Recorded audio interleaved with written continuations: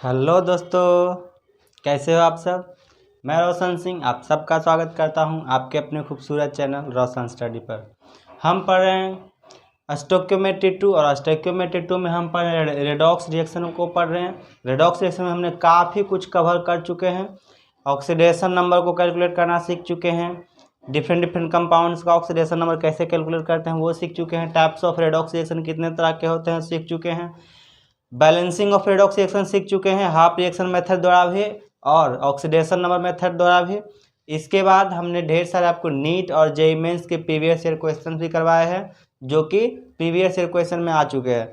वैसे क्वेश्चंस जो किसी ना किसी मेडिकल एग्जाम में आए हुए हैं वो क्वेश्चन किए हैं हम लोग। इसके अलावा जेईई मेंस के बढ़िया जेईई मेंस जेईई एडवांस तक के अच्छे लेवल के क्वेश्चन भी हम लोग किए हैं इस चैप्टर में।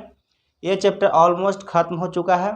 इसमें कभी कभी कुछ ऐसा कॉन्सेप्ट ऐसा ऑक्सीडेशन नंबर कैलकुलेशन करना आता है जिसमें समझ में नहीं आता है। एक लंबा सा कंपाउंड रहता है उसमें समझ नहीं आता है कैसे हम इसको कैलकुलेट करें, ऑक्सीडेशन नंबर को कैसे कैलकुलेट करें। जैसे कि कोऑर्डिनेशन कंपाउंड कभी कभी दे देता है। कोऑर्डिनेशन कंपाउंड में किसी सेंट्रल एटम का आपको ऑक्सीडेशन नंबर दे दिया जाए निकालने, तो कैसे निकालते हैं आज वो सीखेंगे। आज क्या सीखेंगे? Calculation of oxidation number of coordination compound. किसी कोऑर्डिनेशन कंपाउंड के ऑक्सीडेशन नंबर को कैसे कैलकुलेट करते हैं। किसी कोऑर्डिनेशन कंपाउंड दिया गया है तो उसमें सेंट्रल मेटल कौन होता है, उसमें लिगेंड कौन सा होता है, उसमें काउंटर आयन कौन होता है, तो उसको हम अच्छे से समझेंगे। उसके बाद उस टाइप के जितने भी क्वेश्चंस जेईई मेंस में आते हैं, इस टाइप के क्वेश्चन नीट और जेईई मेंस में हमेशा आते रहते हैं। और कैलकुलेशन ऑक्सीडेशन नंबर में जनरली ये 12th क्लास में पढ़ाया जाता है। 12th क्लास का चैप्टर है कोऑर्डिनेशन कंपाउंड जो है ये जनरली 12th क्लास का चैप्टर है। 12th क्लास में इसको पढ़ते हैं। तो अभी हम यहीं पर पढ़ लेते हैं ऑक्सीडेशन नंबर का कैलकुलेशन करना। वहाँ पर हम 12th क्लास में फिर से दोबारा रिवाइज कर लेंगे। छोटे से वीडियो में दोबारा से रिवाइज करवा दूंगा क्योंकि कोऑर्डिनेशन नंबर का कैलकुलेशन वहाँ पर हम लोग पढ़ते हैं कि किसी कोऑर्डिनेशन कंपाउंड का कोऑर्डिनेशन नंबर को कैसे कैलकुलेट कर सकते हैं वो सीखना है वहाँ पर। तो ऑक्सीडेशन नंबर कैलकुलेट करना यहीं पर हम लोग सीख लेते हैं। अच्छी बात है, यहाँ पर हम लोग सीख लेंगे जिससे कि होगा कि आपका मन में कोई डाउट भी नहीं रहेगा अब कि इस टाइप के क्वेश्चंस का कैलकुलेशन आपको नहीं आ रहा है कि आपको हो सकता है कि डाउट हो कि हमने कैलकुलेशन और ऑक्सीडेशन नंबर पढ़ लिया है फिर भी इस टाइप के क्वेश्चंस को हम नहीं सॉल्व कर पा रहे हैं। तो ये डाउट को आपको क्लियर करने के लिए मैं इस वीडियो को लेकर आया हूँ। इस वीडियो में कोऑर्डिनेशन कंपाउंड के जितने भी कॉन्सेप्ट है, जितने भी क्वेश्चन है, सारे क्वेश्चन आपको बनने लगेंगे। ठीक है, इस वीडियो को अच्छे से ध्यान से देखिएगा, एक एक पॉइंट को अच्छे से समझिएगा और मैं हर एक पॉइंट को अच्छे से समझाता जाऊंगा और कुछ एग्जाम्पल के माध्यम से कुछ एग्जाम्पल भी देते जाऊंगा और साथ साथ एग्जाम्पल को कराते जाऊंगा। तो इसलिए वीडियो को ध्यान से देखिएगा, अंत तक जरूर देखिएगा। जेईई मेंस का अच्छा क्वेश्चन अंत में लिया है मैंने, तो उस टाइप के क्वेश्चन को जरूर देखिएगा। चलिए, कोऑर्डिनेशन कंपाउंड को पढ़ेंगे 12th क्लास में, फिर से रिवाइज करेंगे वहाँ पर। तो वहाँ पर ऑक्सीडेशन नंबर को कैलकुलेशन करना है, इतना डिटेल में नहीं पढ़ेंगे। वहाँ पर थोड़ा बहुत पहले शुरू का जो होता है नोमेनक्लेचर करना कि कोऑर्डिनेशन कंपाउंड का नोमेनक्लेचर कैसे करते हैं। उसके बाद यानी कि नेम उसको कैसे पता करेंगे कि इसका क्या नाम होगा वो सीखेंगे। उसके बाद कोऑर्डिनेशन नंबर का कैलकुलेशन सीखेंगे और बहुत सारी चीज़ में सीखना होता है, तो वहाँ पर वो सब सीखेंगे। अभी केवल यहाँ पर क्या सीखेंगे? Calculation of oxidation number of coordination compound के ऑक्सीडेशन नंबर को कैलकुलेट करना सीखें यहाँ पर। चलिए हमारे साथ बने रहिए वीडियो के अंत तक।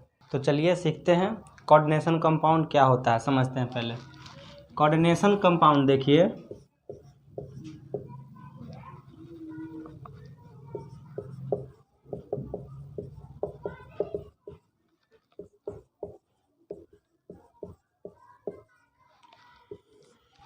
ये कोऑर्डिनेशन कंपाउंड जो है इसमें दो तरह की चीज़ों से मिलकर बना होता है। कोऑर्डिनेशन कंपाउंड जो है दो तरह की चीज़ों से मिलकर बना होता है।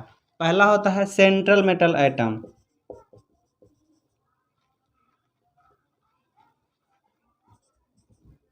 सेंट्रल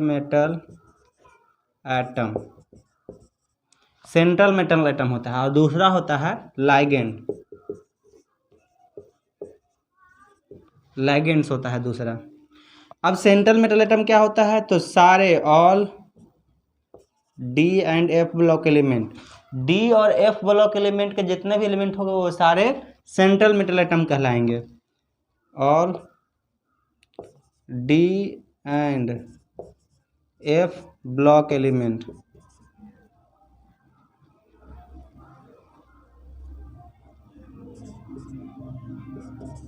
सारे D and F block element जो होंगे, D and F block element जो होंगे वो सेंट्रल मेटल आइटम होंगे। सेंट्रल मेटल आइटम कौन कहलाएंगे? तो जितने भी D and F block element होंगे, जैसे लाइक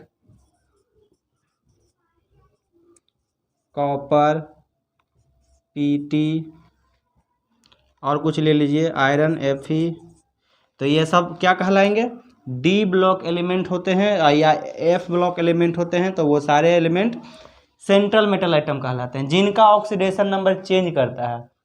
मैं पहले ही बता दिया, जिनका ऑक्सीडेशन नंबर किनका चेंज करेगा? तो डी और एफ ब्लॉक एलिमेंट का ऑक्सीडेशन नंबर चेंज करता है।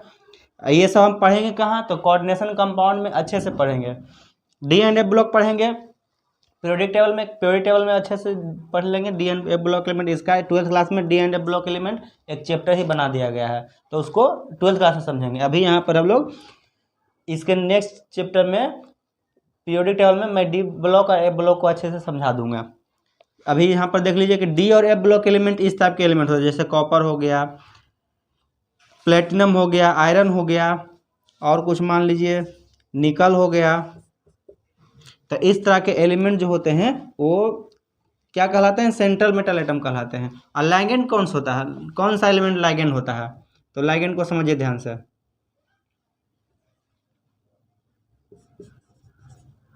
The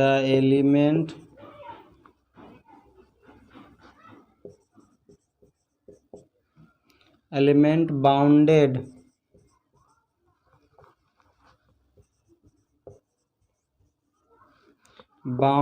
with central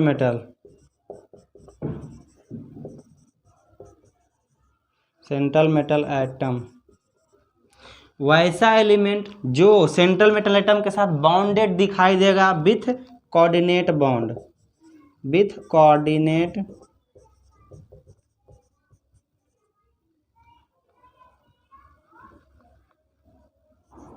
coordinate bond. अब ये कोऑर्डिनेट बॉन्ड क्या होता है उसको अच्छे से समझेंगे। तो वैसा एलिमेंट जो सेंट्रल मेटल आइटम से बॉन्डेड होगा, कोऑर्डिनेट बॉन्ड से, तो उसको कहेंगे लाइगेंड।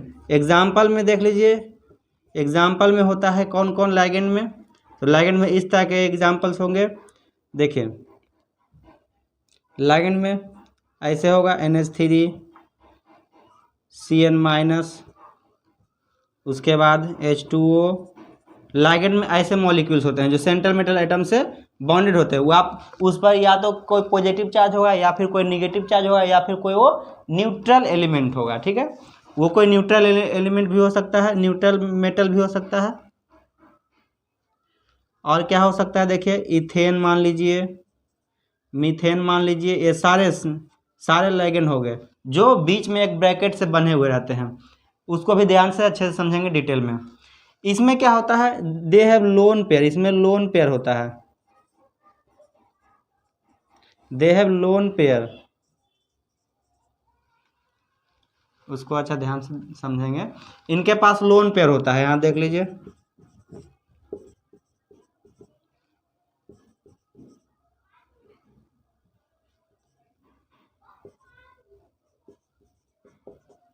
लोन पेयर इलेक्ट्रॉन, यानी कि वैसा दो इलेक्ट्रॉन जब एक साथ एक जगह पर पाया जाता है किसी एलिमेंट पर, किसी कंपाउंड पर, तो उसको कहते हैं लोन पेयर। जैसे इस पर लोन पेयर इलेक्ट्रॉन होता है, ऐसे लोन पेयर इलेक्ट्रॉन होता है, इन पर भी लोन पेयर इलेक्ट्रॉन होता है, इन पर लोन पेयर इलेक्ट्रॉन होता है। जिन पर भी लोन पेयर इलेक्ट्रॉन हो वो लिगेंड कहलाते हैं। लिगेंड पर जनरली लोन पेयर इलेक्ट्रॉन पाया जाता है। ठीक है, लोन पेयर इलेक्ट्रॉन पाया जाता है। वो कैसे कंपाउंड बाउंडेड होते हैं इसको पहले नोट कर लीजिए, उसके बाद मैं समझाऊंगा अच्छे से, ध्यान से इसको समझिए, नोट कर लीजिए इसको। कोऑर्डिनेशन कंपाउंड दो तरह का, सेंट्रल मेटल कोऑर्डिनेशन कंपाउंड दो तरह के एलिमेंट होते हैं। पहला होता है सेंट्रल मेटल आइटम और दूसरा होता है लिगेंड्स। सेंट्रल मेटल आइटम क्या होता है? तो जितने भी डी और एफ ब्लॉक एलिमेंट जो होते हैं वो सारे सेंट्रल मेटल आइटम हो सकते हैं। क्यों? क्योंकि इन सब का क्या होता है? D and F block element का जो है ऑक्सीडेशन नंबर चेंज करता है। तो जिनका भी ऑक्सीडेशन नंबर चेंज करता है वो सेंट्रल मेटल आइटम हो सकते हैं, जैसे कि कॉपर, प्लेटिनम, आयरन, निकल, ये सब क्या हो गया, एसेंशियल मेटल आइटम हो सकते हैं। लिगेंड्स में, लिगेंड के पास पहला बात कि लोन पेयर इलेक्ट्रॉन होता है, यानी इसमें लोन पेयर इलेक्ट्रॉन पाया जाएगा। ये वो एलिमेंट होते हैं जो बाउंडेड होते हैं सेंट्रल मेटल आइटम से कोऑर्डिनेशन बॉन्ड के द्वारा, कोऑर्डिनेशन बॉन्ड के द्वारा बाउंडेड होता है। अब कोऑर्डिनेशन बॉन्ड क्या होता है उसको अच्छे समझेंगे, इसको पहले नोट करिए। हो गया? अब समझते हैं सबसे पहले कोऑर्डिनेशन बॉन्ड क्या होता है। कोऑर्डिनेशन बॉन्ड देखिए,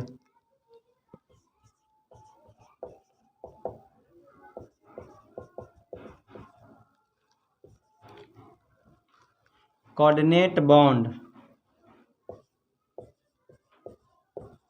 कोऑर्डिनेट बॉन्ड क्या होता है देखिए ध्यान से।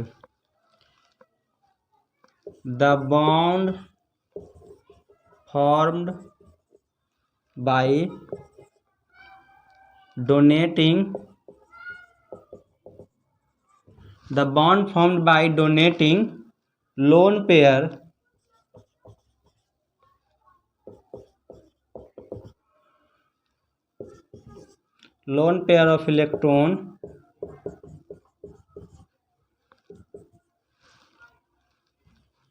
of electron by one molecules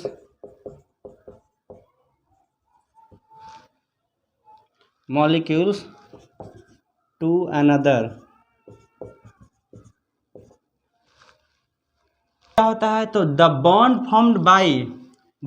formed by donating lone pair of electron by one molecule to another, यानी कि एक मॉलिक्यूल जब दूसरे मॉलिक्यूल को एक लोन पेयर देता है तो उससे कोऑर्डिनेट बॉन्ड का फॉर्मेशन होता है। जैसे देखिए ये जैसे कॉपर ये हो गया, इसके साथ ऐसे जुड़ा हुआ है NH3 हो गया, NH3 हो गया, NH3। अब हर एक Na में क्या है, NH3 में लोन पेयर प्रेजेंट है, लोन पेयर इलेक्ट्रॉन प्रेजेंट है, इन सब में लोन पेयर इलेक्ट्रॉन प्रेजेंट है। ये क्या करेगा, अपना लोन पेयर इलेक्ट्रॉन इसको देगा, लोन पेयर इलेक्ट्रॉन क्या करेगा, इसको देगा, ऐसे ऐसा बॉन्ड बनेगा। यहाँ से इससे लोन पेयर इलेक्ट्रॉन इसको देगा, ऐसा बॉन्ड बनेगा। यहाँ से लोन पेयर इलेक्ट्रॉन इसको दिया, ऐसा बॉन्ड बना। यहाँ से लोन पेयर इलेक्ट्रॉन इसको दिया, ऐसा बॉन्ड बना। तो इस बॉन्ड को कहेंगे कोऑर्डिनेट बॉन्ड। इसको कौन सा बॉन्ड कहेंगे, कोऑर्डिनेट बॉन्ड, कोऑर्डिनेट, इसको कोऑर्डिनेट बॉन्ड कहते हैं, याद कर लीजिए। अब ये क्या हो गया, ये हो गया, ये दोनों जो हो गया ये लिगेंड हो गया। इसको क्या कहेंगे, इसको कहेंगे लिगेंड, ये लिगेंड हो जाता है। ये दोनों क्या हो गया, ये लिगेंड हो गया, लिगेंड हो गया। और ये हो गया सेंट्रल मेटल, ये क्या होगा, सेंट्रल मेटल एटम, ये सेंट्रल मेटल एटम हो जाता है। और इसी को, इस कंपाउंड को क्या कहेंगे, इस कंपाउंड को कोऑर्डिनेशन कंपाउंड कहेंगे। इस कंपाउंड को कहते हैं कोऑर्डिनेशन कंपाउंड। इसमें देखिए बात, सीखने वाली बात क्या क्या है कि सेंट्रल मेटल आइटम जो होगा सेंटर में होगा, और लिगेंड उसके चारों तरफ इस तरह से होगा। किसी में यहाँ से भी होगा, यहाँ से भी होगा, जिसमें 6 लिगेंड होगा उसमें ऊपर नीचे भी होगा। तो हर तरह से लिगेंड अरेंज रहता है, ऐसे सेंट्रल मेटल आइटम से जुड़ा होता है। तो ये हो गया सेंट्रल मेटल आइटम। इन दोनों, ये जो 4 दिया गया NH3 तो इसको क्या कहेंगे, इसको कहेंगे लिगेंड्स। ये लिगेंड्स है, लिगेंड्स के पास लोन पेयर इलेक्ट्रॉन होता है। और लोन पेयर इलेक्ट्रॉन जब पूरा का पूरा दोनों का दोनों लोन पेयर इलेक्ट्रॉन इसको दे रहा है अगर कोई, तो उससे बनता जो है बॉन्ड, जो बॉन्ड बनता है उस बॉन्ड को कहते हैं कोऑर्डिनेशन बॉन्ड, कोऑर्डिनेट बॉन्ड। तो ये बॉन्ड कौन सा बॉन्ड हो गया, ये बॉन्ड हो गया कोऑर्डिनेट बॉन्ड। कोऑर्डिनेट बॉन्ड ऐसा दिखाया जाता है, एक तरफ एरो दिखाया जाता है, मतलब एक कंपाउंड जो है या एक मॉलिक्यूल जो है दूसरे मॉलिक्यूल को पूरा का पूरा इलेक्ट्रॉन, 2 इलेक्ट्रॉन दे रहा है, लोन पेयर दे रहा है, मतलब एक पेयर इलेक्ट्रॉन दे रहा है। ये पूरा का पूरा एक पेयर इलेक्ट्रॉन सब दे दिया है। तो इससे जो बॉन्ड बना है उस बॉन्ड को कहेंगे कोऑर्डिनेट बॉन्ड। और जो जिस मेटल आइटम को देता है इलेक्ट्रॉन लोन पेयर, उस मेटल आइटम को क्या कहेंगे, सेंट्रल मेटल आइटम कहेंगे। Central metal atom generally D and F block element ही होता है सेंट्रल मेटल आइटम। ज़्यादातर central metal atom D and F block element ही सेंट्रल मेटल एटम होगा, ज़्यादातर नहीं, हमेशा हर केस में डी और एफ ब्लॉक एलिमेंट ही सेंट्रल मेटल एटम होगा। इसको नोट कीजिए, नोट कीजिए, नोट कीजिए। हो गया, हो गया, ओके। अब जैसे कंपाउंड ले लेते हैं,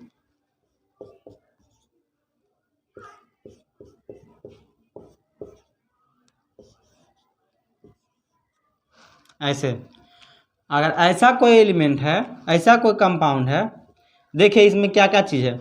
इसमें ये सेंट्रल मेटल एटम है, ये क्या है, सेंट्रल मेटल एटम, ये सेंट्रल मेटल एटम है। और ये कहलाएगा लाइगेंड, जो ब्रैकेट से घिरा हुआ होगा वो लाइगेंड कहलाएगा। कैसे जुड़ा होता है मैंने बता दिया है कि बीच में सेंट्रल मेटल आइटम होता है, ऐसे इसके चारों तरफ ऐसे ऐसे ऐसे जुड़ा रहते हैं, ऐसे ऐसे ऐसे ऐसे ऐसे जुड़े हुए रहेंगे। सी एन हर तरफ जुड़ा हुआ रहेगा। सी एन पर -1 होता है, ये भी जानते हैं कि सी एन पर -1 ही होता है हमेशा, C N -1 charge, C N होगा हर जगह, ऐसे प्रेजेंट होता है। ये हो गया, ये इस तरह का कंपाउंड पाया जाता है। तो इन सब, इसको लाइगेंड कहेंगे बीच वाला को। इसको क्या कहते हैं, इसको कहते हैं कोऑर्डिनेट्स स्फीयर कहते हैं, कोऑर्डिनेशन स्फीयर कहते हैं इसको। ये जो बना रहा है यहाँ पर एक स्फीयर बनाएगा, एक स्फीयर जैसा बना रहा है, तो इसको कहेंगे कोऑर्डिनेशन स्फीयर। ये क्या हो गया, ये हो गया कोऑर्डिनेशन स्फीयर, कोऑर्डिनेशन स्फीयर। इसको कोऑर्डिनेशन स्फीयर कहेंगे, इस पूरे को, इस ब्रैकेट को ही कोऑर्डिनेशन स्फीयर कहते हैं। और अगर इसके पास कुछ और एलिमेंट बाहर कोऑर्डिनेशन स्फीयर के बाहर जुड़ा हुआ है, अगर कोई एलिमेंट और इस कोऑर्डिनेशन स्फीयर से बाहर जुड़ा हुआ है, तो उसको कहते हैं काउंटर आयन। इसको क्या कहते हैं, counter ion, counter ions, counter ions इसको कहते हैं। एक कोऑर्डिनेशन कंपाउंड में क्या क्या होता है, पहला तो सेंट्रल मेटल आइटम होता है, दूसरा लिगेंड्स होता है, और तीसरा जो होता है कोऑर्डिनेशन काउंटर आयन होता है। ये चीज़ आप समझ गए कोऑर्डिनेशन कंपाउंड में क्या क्या होता है। और जो कोऑर्डिनेशन कंपाउंड हमेशा एक कोऑर्डिनेशन स्फीयर से घिरा हुआ होता है, इसको कहते हैं कोऑर्डिनेशन स्फीयर। कोऑर्डिनेशन स्फीयर से हमेशा घिरा हुआ रहता है। लाइगेंड जो हमेशा एक ब्रैकेट के अंदर बंद रहता है, और जनरली ब्रैकेट के बाहर भी रहता है। लाइगेंड एक से ज़्यादा भी रह सकता है, यहाँ पर Cl भी हो सकता है, लाइगेंड एक से ज़्यादा भी हो सकता है। जैसे देखिए अगले मैं एग्जाम्पल में बता रहा हूँ, देखिए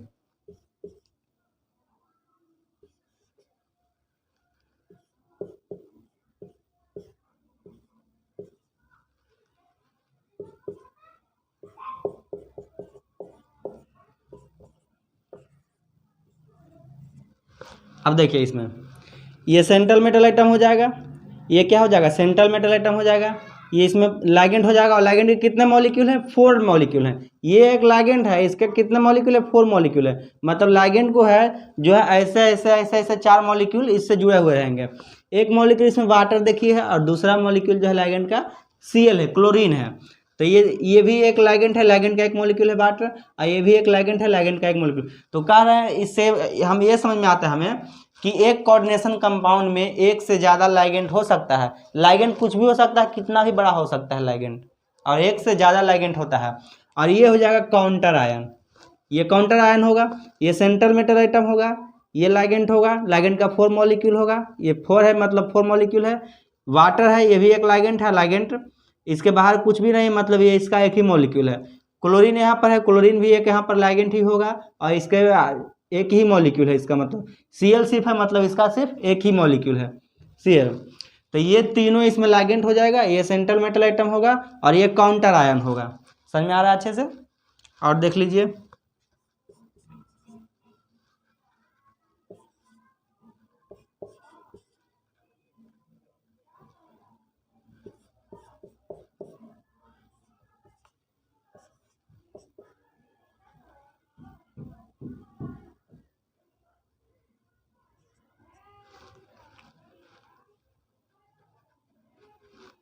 इसमें देखिए ये काउंटर आयन कहलाएगा, ये सेंट्रल मेटल एटम कहलाएगा और ये लिगैंड कहलाएगा। समझ में आ रहा है अच्छे से? ये सेंट्रल, ये क्या हो गया, काउंटर आयन हो गया, ये कोऑर्डिनेशन स्फीयर हो गया, ये लिगैंड हो जाएगा और ये सेंट्रल मेटल एटम होगा। समझ में आ रहा है सेंट्रल मेटल एटम किसको कहते हैं, कैसे समझ सीख सकते हैं? देखिए और देखिए,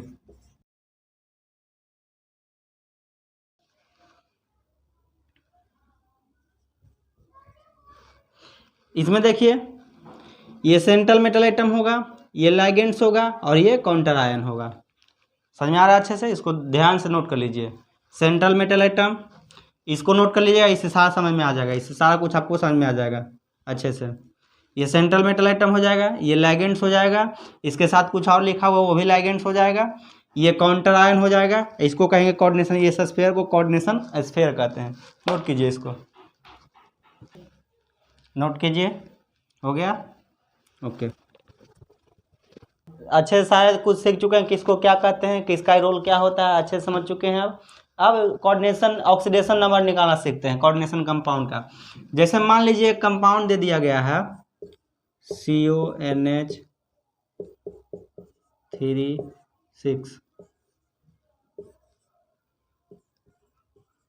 ऐसे दे दिया गया है कंपाउंड। तो क्या है, first of all we have to find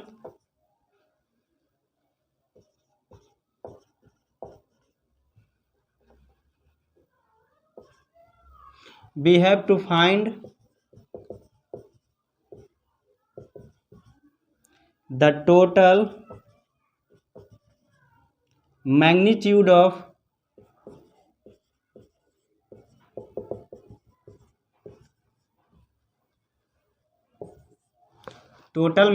of charge on coordination sphere। Coordination sphere, सबसे पहले क्या करेंगे, we have to find total magnitude of charge on coordination sphere. Coordination sphere पर पॉजिटिव या नेगेटिव कोई भी मैग्नीट्यूड चार्ज का कितना है कोऑर्डिनेशन स्फीयर पर, सबसे पहले हमें वो पता करना है। उसको पता करने का क्या तरीका है, तो उसका पता करने का देखिए क्या तरीका है, इसको इस पूरे कोऑर्डिनेशन स्फीयर को इस काउंटर आयन से अलग कीजिए, काउंटर आयन से अलग करना है। तो देखिए CONH3 ये है, हमने इसको अलग कर दिया। अब देखिए क्लोरीन पर अब क्या करना है, क्लोरीन पर कितना चार्ज होता है, क्लोरीन पर जनरली -1 चार्ज होता है, क्लोरीन पर जनरली -1 चार्ज होता है। और कितना क्लोरीन है, 3 क्लोरीन है, तो इसको 3 से मल्टीप्लाई कर देंगे, यानी कि टोटल -3 चार्ज आएगा क्लोरीन पे। क्लोरीन पे कितना चार्ज आएगा, इस पर -3 चार्ज आएगा, इस पर टोटल -3 चार्ज आएगा। तो उतना ही अपोजिट चार्ज इस पर आएगा, यानी कि इस पर +3 चार्ज आएगा। समझ में आ रहा है अच्छे से? अगर इस पर -3 चार्ज है तो इस पर +3 चार्ज आएगा। तो हमें पता हो गया कि कोऑर्डिनेशन स्फीयर पर चार्ज कितना है। हमें सबसे पहला यही काम था, we have to find the total magnitude of charge on counter ion coordination sphere.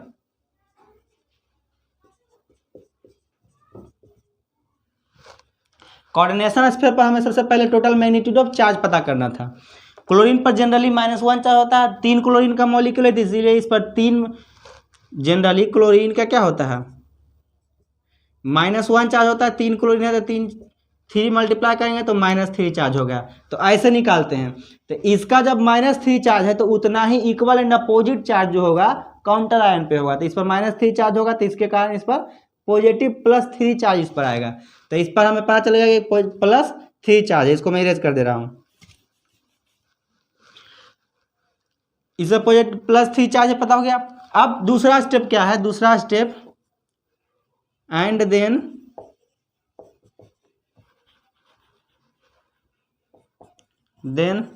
Find the total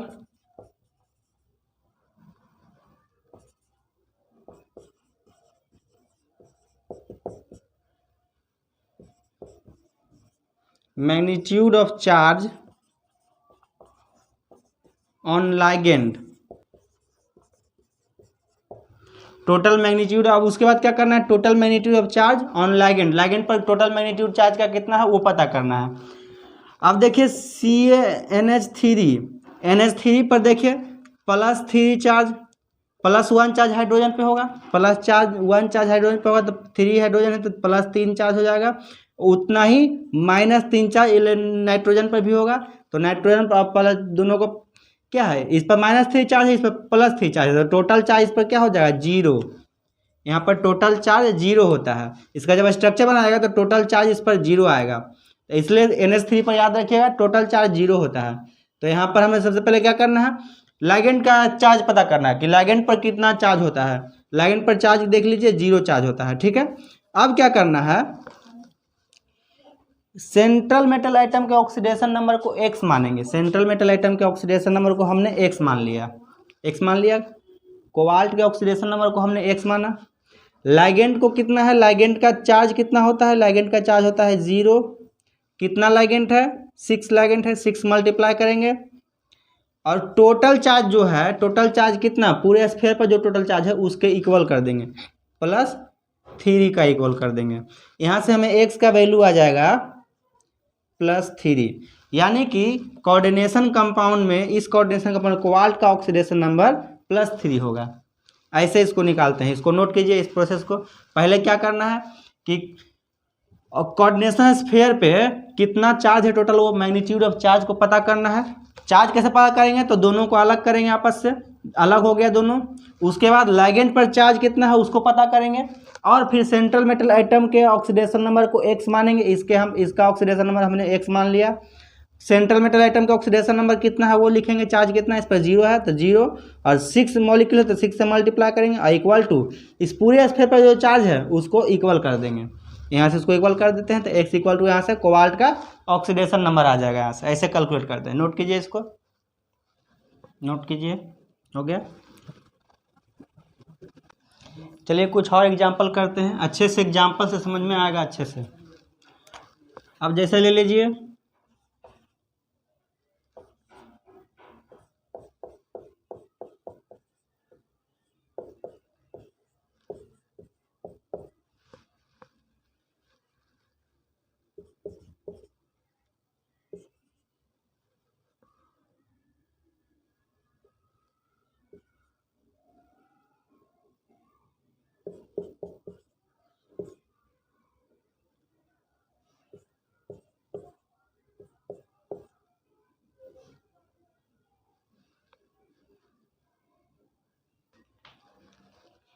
चलिए 2 एग्जांपल को करते हैं, पहले ध्यान से समझते हैं।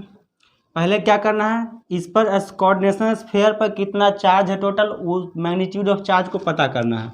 क्या कीजिए, दोनों को अलग कीजिए। इन दोनों को जब अलग करेंगे तो जनरली SO4 2- चार्ज होता है। SO4 पर -2 चार्ज होता है, तो -2 चार्ज अगर SO4 पर होगा -2 चार्ज, तो इस पर +2 चार्ज होगा। इस कोऑर्डिनेशन स्फीयर पर +2 चार्ज होगा। अब इसके कोऑर्डिनेशन नंबर को x, ऑक्सीडेशन नंबर को इस x मानेंगे। Cu जो है इसका सेंट्रल मेटल आइटम ये है, इसके ऑक्सीडेशन नंबर को x मानेंगे। इसका ऑक्सीडेशन नंबर NH3 का ऑक्सीडेशन नंबर 0 होता है। क्यों, क्योंकि देखिए इस पर +1 चार्ज होगा, +1 × 3 है तो 3 +3 होगा, इस पर -3 चार्ज होगा, टोटल चार्ज 0 होता है। तो इस पर कोई चार्ज नहीं होता है तो इसको क्या करेंगे, 0 चार्ज है। कितना मॉलिक्यूल है, 4 मॉलिक्यूल है, 4 से मल्टीप्लाई करेंगे। टोटल इस पर चार्ज कितना है, +2 चार्ज है, तो टोटल मॉलिक्यूल पे +2 चार्ज। तो x इक्वल टू क्या हो जाएगा, x + 0 इक्वल टू +2 चार्ज, यानी कि x इक्वल टू +2 हो गया इसका, यानी कि इसका ऑक्सीडेशन नंबर जो है +2 है। इसमें निकालते हैं। इसमें देखिए अलग किस्म का, ये अलग किस्म का कोऑर्डिनेशन कंपाउंड। इसमें क्या है देखिए, ये पॉजिटिव चार्ज वाला है, इस पर क्या होगा, पॉजिटिव चार्ज होगा। पोटेशियम पे जनरली +1 चार्ज होता है और यहाँ पर देखिए 3 पोटासियम है, 3 पोटासियम है तो कितना होगा, +1 × 3, टोटल चार्ज कितना होगा, +3 इस पर चार्ज होगा। इस पर +3 चार्ज होगा तो इसके अपोजिट -3 इस पर चार्ज होगा, इस पर -3 चार्ज होगा। इसको हम करके लिख देते हैं, ये हमने अलग कर दिया इसको और ये हमने इसको अलग कर दिया, FeC2O4 ऐसे। यहाँ पर +3 चार्ज होगा, क्योंकि +1 चार्ज होता है पोटेशियम पर, 3 पोटेशियम है तो 3 से मल्टीप्लाई करेंगे तो +3 चार्ज हो गया। और देखिए इसमें, तो इस पर +3 चार्ज जब आया है, इस पर जब +3 चार्ज आया है तो इसका अपोजिट इस पर -3 चार्ज होगा, इसके कोऑर्डिनेशन स्फीयर पे -3 चार्ज होगा। अब -3 चार्ज इसका पूरा कोऑर्डिनेशन स्फीयर पे हो गया। अब यहाँ देखिए, इसमें देखिए, इसमें आयरन के ऑक्सीडेशन नंबर को x मानते हैं, आयरन के ऑक्सीडेशन नंबर को हमने x मान लिया, x मान लिया। अब देखिए ये लाइगेंड जो है, ये लाइगेंड है, लाइगेंड क्या है, C2O4 है। इसका स्ट्रक्चर देखिए कैसे होता है, ऐसे होता है बना हुआ, ऐसे। इसमें एक माइनस इस पर है, एक माइनस इस पर है, तो टोटल इस पर कितना चार्ज है, माइनस, इस पर -2 चार्ज होता है। C2O4 2 माइनस होता है, ऐसा होता है स्ट्रक्चर, आपने देख ही लिया है, COO माइनस COO माइनस, ऐसा होता है। एक ओ इधर जुड़ा होगा, एक इधर जुड़ा होगा, डबल बॉन्ड से, दोनों में एक एक ओ डबल बॉन्ड से जुड़ा हो जाएगा, एक बॉन्ड से सिंगल बॉन्ड से जुड़ा हो जाएगा, एक बॉन्ड इसका फ्री होता है जिस पर निगेटिव चार्ज होता है। तो इस तरह से 2 माइनस चार्ज इस पर होता है। तो इस पर देखिए COO माइनस, इसको ऐसे लिख सकते हैं, माइनस ऐसे। तो टोटल इस पर -2 चार्ज हो गया। तो देखिए यहाँ पर इसके कोऑर्डिनेशन नंबर को x मान लेते हैं, x, इस पर कितना चार्ज है, -2 चार्ज है, तो -2 करेंगे। अब कितना मॉलिक्यूल है इसका, 3 मॉलिक्यूल है, तो 3 से मल्टीप्लाई करेंगे। और इस पूरे कोऑर्डिनेशन स्फीयर पे कितना चार्ज है, -3 चार्ज है, तो इक्वल टू -3 कर देंगे। देखिए x इक्वल टू क्या हो जाए, x इक्वल टू देखिए -3 -2 इंटू 3 तो -6 हो जाएगा, इक्वल टू -3। पूरे पर चार्ज -3 आ गया, इस पूरे कोऑर्डिनेशन स्फीयर में -3 चार्ज है, -3 इक्वल टू कर देंगे। यहाँ से x इक्वल टू क्या हो गया, -3 + 6, x इक्वल टू यहाँ पर वैल्यू आएगा +3। तो यहाँ पर आयरन का ऑक्सीडेशन नंबर +3 होगा। एक और कंपाउंड देखते हैं,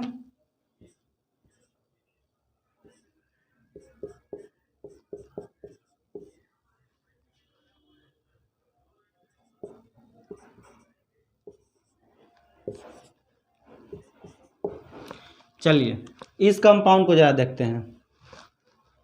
इसमें क्या करना है, कोऑर्डिनेशन स्फीयर पे पहले चार्ज पता करना है, तो इन दोनों को अलग करना होगा। क्लोरीन पे देखिए जनरली कितना चार्ज होता है, इसको अलग करके देखते हैं हम लोग।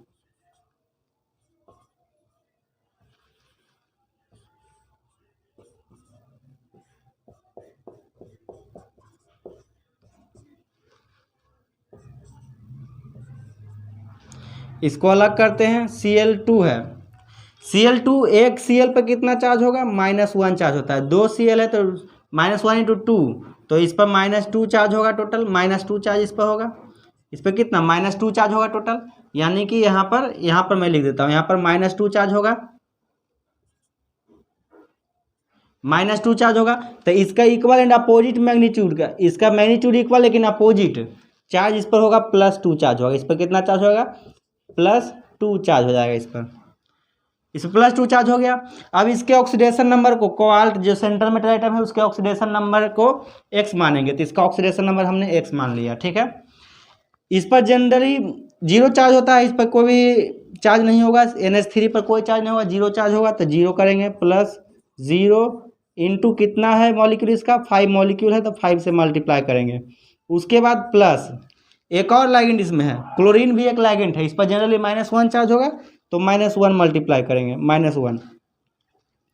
और टोटल चार्ज जो है उसको बराबर कर देंगे, टोटल चार्ज +2 है, +2 के बराबर कर देंगे। यहाँ से हमें क्या आएगा, 5 इंटू 0 0 हो जाएगा ये, अब -1 इंटू होगा तो यहाँ पर -1 हो जाएगा, इक्वल टू कितना हो जाएगा, +2। यहाँ से हमें x का वैल्यू जो आएगा +2 + 1, तो यहाँ पर x का वैल्यू क्या आ गया, +3 आ गया, +3 ऑक्सीडेशन नंबर आ गया। यानी कि इसमें कोबाल्ट का ऑक्सीडेशन नंबर +3 होगा, इस पर्टिकुलर कंपाउंड में कोबाल्ट का ऑक्सीडेशन नंबर +3 होगा। कैसे हो गया, देखिए यहाँ पर 0 हो जाएगा, ये -1, तो x - 1 equal to +2, x equal to +2, इधर -1 उधर +1 होगा, तो +2 + 1 +3 ऑक्सीडेशन नंबर, तो इसका +3 ऑक्सीडेशन नंबर होगा। इसको नोट कीजिए, अच्छे से नोट कीजिए। नोट कीजिए, जल्दी से नोट कीजिए ज़रा। हो गया। कुछ और अच्छे मॉलिक्यूल्स का आप निकालना सीखेंगे। कोऑर्डिनेशन कम ऑक्सीडेशन नंबर, कोऑर्डिनेशन नंबर नहीं अभी निकालना सीखेंगे, कोऑर्डिनेशन नंबर निकालना सीखेंगे क्लास 12th में। अभी यहाँ पर ऑक्सीडेशन नंबर निकालना सीखेंगे। कुछ अच्छे कंपाउंड्स, कुछ बढ़िया मॉलिक्यूल, अच्छे मॉलिक्यूल का निकालना सीखते हैं। जैसे दे दिया गया है ऐसे दे दिया हुआ रहता है K2PdCl4।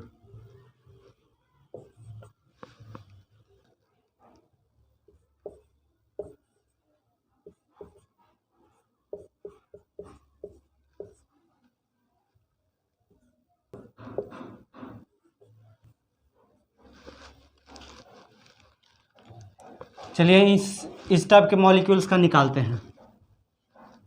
इसमें पहले क्या करना, अलग करना है इसको। इस पर +1 चार्ज, 2 है, 2 पोटासियम है तो 2 से मल्टीप्लाई करेंगे तो +2 चार्ज इस पर टोटल आएगा। इसके कारण यहाँ पर इस पर चार्ज कितना आएगा, PdCl4, इस पर चार्ज -2 आएगा। वहाँ +2 चार्ज आया है तो इस पर -2 चार्ज आएगा, -2, इस पूरे स्फीयर पे -2 चार्ज आएगा। अब इसका कम ऑक्सीडेशन नंबर को x मानेंगे। क्लोरीन देखिए, क्लोरीन का देखिए यहाँ पर कितना है, क्लोरीन का जनरली होता है -1, 4 क्लोरीन है तो 4 से मल्टीप्लाई करेंगे यानी कि -4 हो जाएगा। तो इसका ऑक्सीडेशन नंबर -4 हो गया तो यहाँ पर -4 देंगे, x -4 कैसे, x -1 × 4 है, 4 क्लोरीन है तो 4 से मल्टीप्लाई करेंगे। और टोटल चार्ज इस पर, टोटल पूरे इस कोऑर्डिनेशन स्फीयर पर कितना चार्ज है, -2 चार्ज है तो -2 के इक्वल कर देंगे, -2।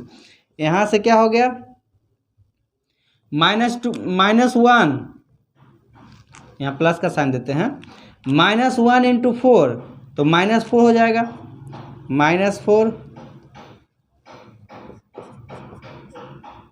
= -2। तो यहाँ से x = क्या होगा, -2 + 4 यानी कि x = हो जाएगा +2। तो यहाँ पर PD इसका ऑक्सीडेशन नंबर +2 हो गया। उसी तरह से इसमें निकाल सकते हैं, इसमें भी निकाल सकते हैं। इसको अलग कर दीजिए, +1 चार्ज इस पर होगा, इसके कारण इस पर भी +1 चार्ज होगा, पूरे कोऑर्डिनेशन स्फीयर पे +1 चार्ज आएगा।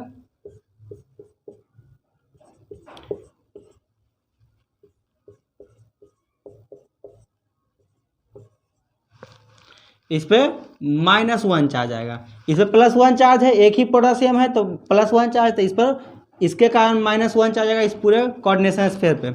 अब क्रोमियम जो है सेंट्रल मेटल आइटम है तो इसको x मानेंगे, इसके ऑक्सीडेशन नंबर को x मानेंगे। वाटर का ऑक्सीडेशन नंबर यहाँ पर 0 होगा, वाटर पे 0 चार्ज होता है तो वाटर पे ऑक्सीडेशन नंबर 0 होगा। तो देखिए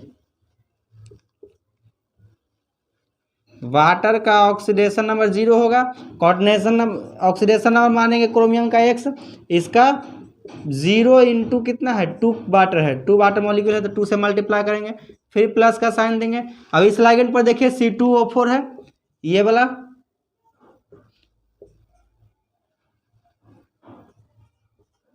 ये वाला मॉलिक्यूल है, इस पर 2- चार्ज है, C2O4 2- चार्ज होता है। कैसे होता है स्ट्रक्चर बना के मैंने दिखा दिया है।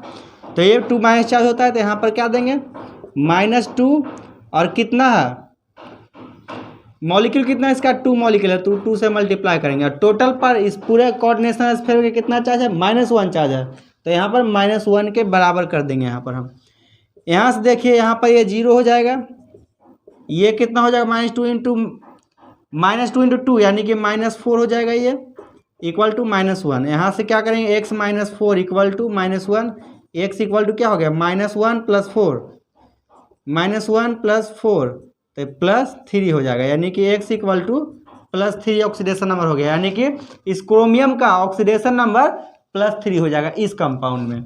इसको नोट कीजिए, और कंपाउंड का निकालना सीखेंगे अच्छे से। नोट कीजिए, नोट कीजिए, हो गया, हो गया, ओके। चलिए कुछ स्पेशल टाइप ऑफ मॉलिक्यूल्स को करते हैं, जैसे कि देखिए CO NH3 whole 5 NO2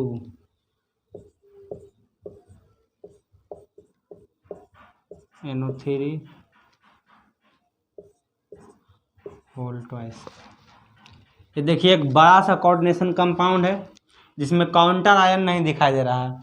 bracket के बाहर, ये इस कोऑर्डिनेशन स्फीयर के बाहर जो भी अगर कुछ नहीं है तो इसका मतलब जो भी इसके पहले रहे, इस काउंटर आयन के बाद जो भी एलिमेंट रहे उसको काउंटर आयन कहते हैं। इसमें देखिए काउंटर आयन दिखाई नहीं दे रहा है। एक और ले लीजिए,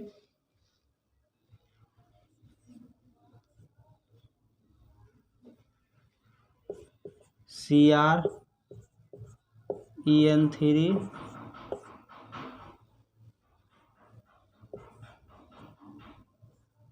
Cl3। अब इन दोनों में देखिए, इनको कैलकुलेट कीजिए, ऑक्सीडेशन नंबर को कैलकुलेट करना है आपको। ऑक्सीडेशन नंबर दोनों में कैलकुलेट करना है। इसमें देखिए एक सेंट्रल एटम क्या है, कोबाल्ट है। ये सेंट्रल एटम है, इसके ऑक्सीडेशन नंबर को x माना हमने। इस पर चार्ज 0 होता है, 0 चार्ज होता है। NO2 देखिए, N जो है हमेशा 5 बॉन्ड बनाता है। देखिए 5 बॉन्ड बनाएगा NO।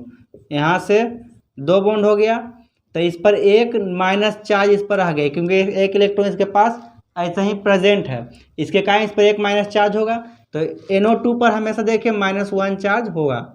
NO2 पे -1 चार्ज होगा। इसका स्ट्रक्चर जरा बनाइए। इसमें देखिए ऐसे होता है, 2 ऑक्सीजन तो डबल बॉन्डेड से बॉन्ड रहेगा, एक ऑक्सीजन सिंगल बॉन्डेड से बॉन्ड होता है। एक ऑक्सीजन जो है सिंगल बॉन्डेड से बॉन्डेड रहता है, तो इस पर भी एक माइनस चार्ज होगा, यानी कि NO3 पर भी -1 चार्ज होगा।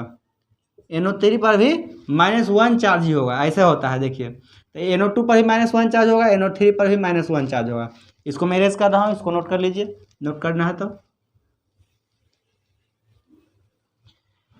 तो इस पर भी -1 चार्ज होगा और इस पर भी -1 चार्ज होगा। अब जरा देखिए, इसके ऑक्सीडेशन नंबर को x मानेंगे। यहाँ पर +0 × 5 है, 5 मॉलिक्यूल्स का, तो 5 से मल्टीप्लाई करेंगे, फिर प्लस यहाँ पर कितना है -1 × सिंगल मॉलिक्यूल है तो यही रहेगा, प्लस यहाँ पर -1 चार्ज, इस पर कितना मॉलिक्यूल है, 2 मॉलिक्यूल है, तो इसमें 2 से मल्टीप्लाई करेंगे। टोटल पर इस पूरे कोऑर्डिनेशन स्फीयर पे कोई चार्ज नहीं है तो 0 कर देंगे, इक्वल टू 0 के बराबर कर देंगे। क्योंकि कोऑर्डिनेशन स्फीयर पे देखिए पूरा कोऑर्डिनेशन स्फीयर पे कोई चार्ज नहीं दिखाई दे रहा, तो इसको 0 कर देंगे। 0 चार्ज है तो यहाँ पर ये 0 हो जाएगा, प्लस यहाँ पर क्या हो जाएगा, -1 ही होगा। यहाँ पर क्या होगा देखिए, -1 × 2 -2 हो जाएगा, ये पूरे पर चार्ज 0। यहाँ से देखिए -1 पर -2 कितना हो जाएगा, -3, total charge 0। x equal to क्या हो जाएगा, x इक्वल टू +3। तो यहाँ पर कोबाल्ट का ऑक्सीडेशन नंबर +3 हो गया। इसमें से निकालिए जरा, इसका ऑक्सीडेशन नंबर x मानेंगे क्रोमियम का। यहाँ पर देखिए En दिया हुआ है, En का मतलब होता है, ध्यान दे के देख लीजिए, याद कर लीजिएगा। En का मतलब क्या होता है, याद कर लीजिएगा इसको। En का मतलब होता है इथाइलिन डायमीन। इथाइलिन डायमीन मतलब CH2NH2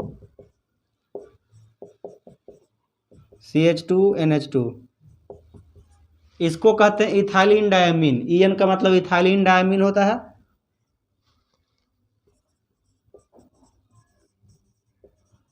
इथाइलिन डायमीन,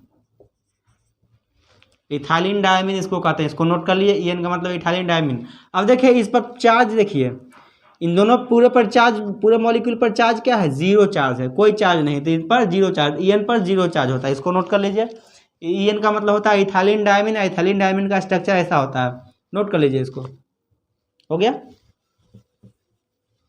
तो अब देखिए इसका कोऑर्डिनेशन नंबर x मानेंगे, इसके कोऑर्डिनेशन नंबर को x मानेंगे। यहाँ पर कितना चार्ज है, 0 चार्ज है, तो +0 × 3। और एक बात तो छूट ही गया, इनको अलग करना है, काउंटर आयन को अलग करना है, इसको अलग करना है। तो इस पर देखिए -1 Cl पर -1 चार्ज होगा, Cl जो है उस पर -1 चार्ज होगा, 3 Cl है तो -3 चार्ज होगा, इस पर -3 चार्ज, इसके कारण यहाँ पर +3 चार्ज आएगा। अब देखिए इसका कोऑर्डिनेशन नंबर को x मानेंगे। यहाँ पर क्या होगा, 0 हो गया, तो 0 × कितना मॉलिक्यूल है, 3 मॉलिक्यूल है, तो 3 से मल्टीप्लाई करेंगे, और टोटल पर कितना चार्ज है, इस पूरे कोऑर्डिनेशन पे स्फीयर पे +3 चार्ज है, तो +3 के बराबर कर देंगे।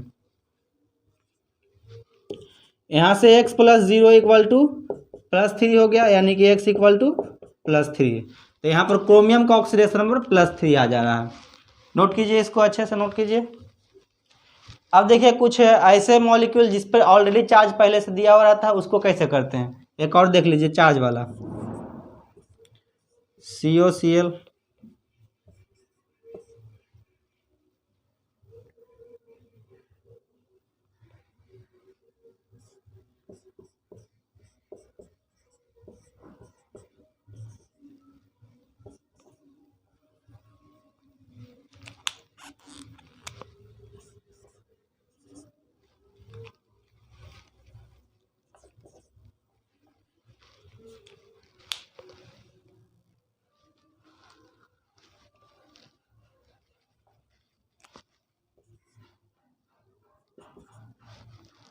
ऐसा है, मतलब पहले से ही चार्ज प्रेजेंट है, ऑलरेडी इस पर चार्ज प्रेजेंट है, तो क्या होगा, इसका कोऑर्डिनेशन नंबर को, ऑक्सीडेशन नंबर को x मानेंगे इसको। यहाँ पर देखिए लाइगेंड 2 गो है, एक लाइगेंड इसमें देखिए कितना लाइगेंड था, 1 2 3 तरह का लाइगेंड था इसमें एक ही तरह का लाइगेंड था, इसमें देखिए 2 तरह का लाइगेंड है। यहाँ पर क्लोरीन भी एक लाइगेंड है, ये भी एक लाइगेंड होगा। अब देखिए इस पर चार्ज तो 0 होता है, इस पर तो 0 चार्ज होता है, इस पर -1 चार्ज होता है, क्लोरीन पे -1 चार्ज होता है। तो यहाँ पर क्या हो जाएगा, x -1 ऐसे हो जाएगा, x + -1 इंटू एक भी एक ही एलिमेंट है, एक ही मॉलिक्यूल है तो एक ही होगा, फिर प्लस यहाँ पर 0 इंटू कितना है 5 मॉलिक्यूल है तो 5 होगा, और इक्वल टू टोटल कितना है, टोटल पे चार्ज +2 है तो +2 के बराबर कर देंगे। यहाँ से x का वैल्यू आप निकाल लीजिए, x का वैल्यू जो आएगा आपका आंसर हो जाएगा। देख लीजिए x का वैल्यू क्या आएगा, यहाँ पर -1 0, तो x -1 = +2 होगा, तो x = +3 हो जाएगा, +3। तो यहाँ पर भी ऑक्सीडेशन नंबर इसका Cr का +3 आ रहा है, इस CO का +3 ऑक्सीडेशन नंबर आ रहा है यहाँ पर भी। तो चार्ज वाले मॉलिक्यूल को भी बस वही करना है, ये चार्ज वाला जिस पर चार्ज प्रेजेंट है उसको क्या करना है, चार्ज के बराबर, टोटल चार्ज के बराबर कर देना है। इसका जो पूरा का, इसको x मानेंगे, इस लाइगेंड्स को टोटल कैलकुलेशन करेंगे लाइगेंड्स के चार्ज को, उसके बाद टोटल इसके बराबर कर देंगे, तो यहाँ पर चार्ज वाला वैल्यू हमें निकल जाएगा। इसको नोट कीजिए, हो गया ओके। अब जैसे एक और देख लीजिए,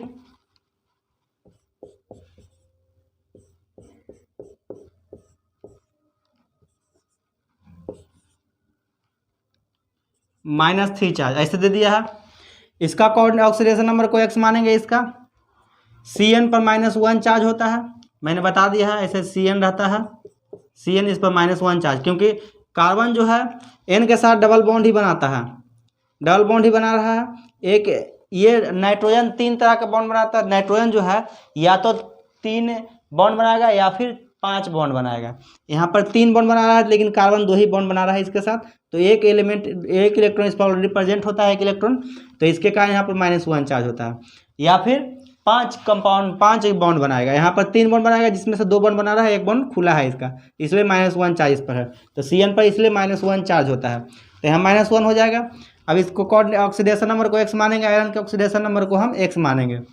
यहाँ पर -1 इंटू कितना है 6 है, 6 मॉलिक्यूल है तो 6 से मल्टीप्लाई करेंगे, और टोटल चार्ज कितना है -3 चार्ज है, तो टोटल -3 के बराबर कर देंगे। यहाँ से आयरन का वैल्यू निकल जाएगा, -6 = +3 = -3, तो x = -3 + 6, यानी कि x = +3 ऑक्सीडेशन नंबर यहाँ पर भी आयरन का।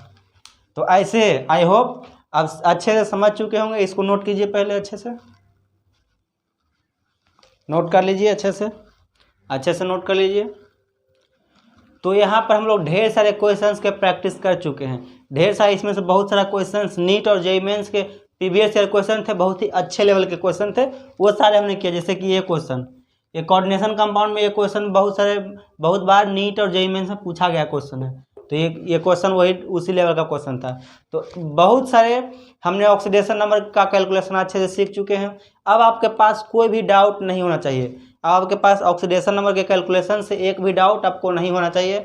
ऑक्सीडेशन नंबर आपको अच्छे से कैलकुलेट करना आ जाना चाहिए।